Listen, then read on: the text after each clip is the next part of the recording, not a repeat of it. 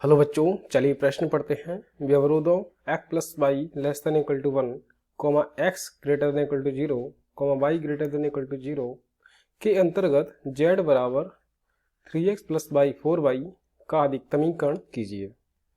तो इस प्रश्न को हल करने से पहले हम लोगों को मुख्य अवधारणा की चर्चा करेंगे। पहले मुख्य अवधारणा इस प्रश्न में क्या होगी, यहाँ पे हमें जो LPP जो रहता है, लीनियर प्रोग्रामिंग प्रॉब्लम, यानी कि रैखिक प्रोग्रामन समस्या, इसके बारे में हमें जानकारी होनी चाहिए। और एक चीज़ और है कि यहाँ पे ग्राफ के बारे में थोड़ा नॉलेज होना चाहिए। ठीक है, अब यहाँ पे देखो, जब भी हम लोग हमारे पास क्या क्या दिया है, यहाँ पे हमें दिया हुआ है रैखिक व्यवरोध दिए हुए हैं x plus Y less than equal to 1 और x greater than equal to 0, y greater than equal to 0, और हमें अधिकतमीकरण करना है। किसका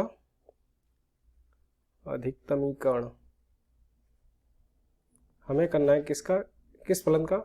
z बराबर 3x प्लस 4y। ठीक है, अब यहाँ पे देखो, ये हमारे पास x अक्ष हो गया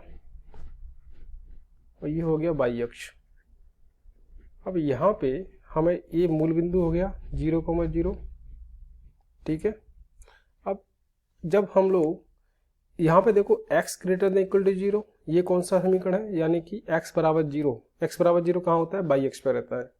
तो y अक्ष पे यानी कि ये जो समीकरण है x ग्रेटर देन x बराबर 0, यानी कि ग्रेटर देन लेना है, यानी कि ये वाला हिस्सा लेना है। y greater than equal to 0 यानी कि ये चीज। ठीक है, और यहाँ पे एक समीकरण दे रखा है x plus Y less than equal to 1।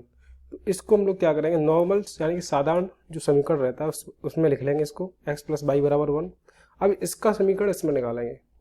अब देखो यहाँ पे मैं मान लेता हूँ ये 1 है और ये भी, हाँ यहाँ पे मान ले, चलो ठीक है, थोड़ा आगे ले लेते हैं, यहाँ पे ये 1 मान लेते हैं। ठीक है, अब ये 1 हो गया तो इसको छोड़ो, ये 0.5 हो जाएगा।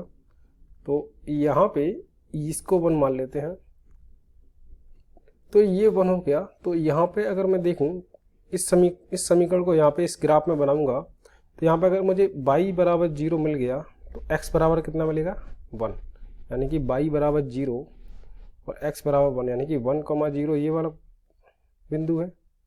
और अगर x इक्वल टू 0 हो गया तो y बराबर क्या मिलेगा? 1 मिलेगा, यानी कि 0,1 ये वाला बिंदु हो गया। अब इन दोनों को बिंदुओं को मिलाने वाली रेखा जो होगी, वही जो होगा वो x प्लस वाई बराबर 1 जो होगी वो रेखा होगी। इसको बना लेते हैं एक बार, तो देखते हैं। हाँ, तो यहाँ पे ये वाली रेखा आ रही है, ये जो हो जाएगी हमारे पास x प्लस वाई बराबर 1 हो जाएगी। ठीक है, तो ये रेखा हो गई x प्लस वाई बराबर 1। लेकिन हमें लेना है x plus Y less than equal to 1, यानी कि यहाँ पे देखो इस समीकरण में 0,0 वो मान उसमें सेटिस्फाई करेगा, संतुष्ट करेगा। तो 0,0 रखेंगे तो 0 less than equal to 1 satisfy कर रहा है। तो यानी कि हमें जो एरिया क्षेत्र लेना है वो ये वाला क्षेत्र लेना है। ठीक है, तो यानी कि और यहाँ पे हमें पहले चतुर्थांश में चाहिए क्षेत्र, तो यानी कि ये वाला जो क्षेत्र होगा वो हमारा सुसंगत हल क्षेत्र होगा। ठीक है, अब देखो यहाँ पे ये किसका समीकरण है? x प्लस वाई बराबर, ये हो गया कितना? लेस देन इक्वल टू 1 ना। ठीक है, अब देखो यहाँ पे ये वाला क्षेत्र आ गया। कोणीय बिंदु निकालने पड़े, तो कोणीय बिंदु कौन से होते हैं? इस क्षेत्र के जो कोने कोने के बिंदु, तो ये वाले जो होंगे को कोणीय बिंदु होंगे। तो यहाँ पे अगर मैं दिखाऊं इसको, ये वाला बिंदु, तो इसको मान लेता हूँ मैं, इसको P मान लेता हूँ, इसको Q मान लेता हूँ। ठीक है, तो ये हो गया हमारे पास कोणीय बिंदु। तो यहाँ पे देखो ये वाला बिंदु, ये वाला और ये, इन बिंदुओं को हमें यहाँ पे टेबल बनानी पड़ेगी। तो यहाँ पे लिख लेते हैं कोणीय बिंदु। ठीक है, और उन कोणीय बिंदुओं पर हमें निकालना है अधिकतम मान किसका? z बराबर 3x प्लस 4y का अधिकतम मान, ठीक है, इसका निकालना है उन बिंदुओं पर, ठीक है। तो इसका अधिकतम मान निकालना है इसका। तो देखो यहाँ पे अधिकतम नहीं बोलेंगे, अधिकतम तो हम बाद में देखेंगे, ठीक है।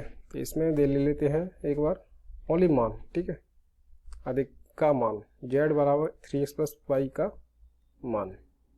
अब यहाँ पे देखो कोने बिंदु कौन से थे, एक तो P था, कौन सा था 0,1, और एक था 0,0, ठीक है, और एक था 1,0। इन पर अगर मैं निकालूँ इन पर अगर मैं z बराबर 3x प्लस 4y का मान निकालूँ तो देखो x बराबर 0 और y बराबर 1, तो यहाँ पे कितना आ जाएगा ये, हाँ 0 प्लस 4 यानी कि 4, और यहाँ पे 0 0 यानी कि 0 आ जाएगा ये, तो और 1,0 यानी कि 3 प्लस 0 यानी कि 3। तो इन तीनों में हमारे पास ये टेबल आ गई हमारे पास, ठीक है, ये होगी टेबल हमारी। अब इन तीनों बिंदुओं में कौन सा अधिकतम मान आ रहा है, ये वाला। तो हमारे पास जो इसका हल होगा वो हो जाएगा 0,1, यानी कि x बराबर 0 और y बराबर 1, यहाँ पे z का मान कितना आ रहा है, अधिकतम मान 4 आ रहा है। तो ये हमारा हल हो जाएगा, ठीक है बच्चों। तो मैं यहाँ पे हमारे पास जो उत्तर होगा वो z बराबर 4 आ जाएगा, ठीक है। तो मैं आशा करता हूँ आपको समझ में आया होगा। धन्यवाद।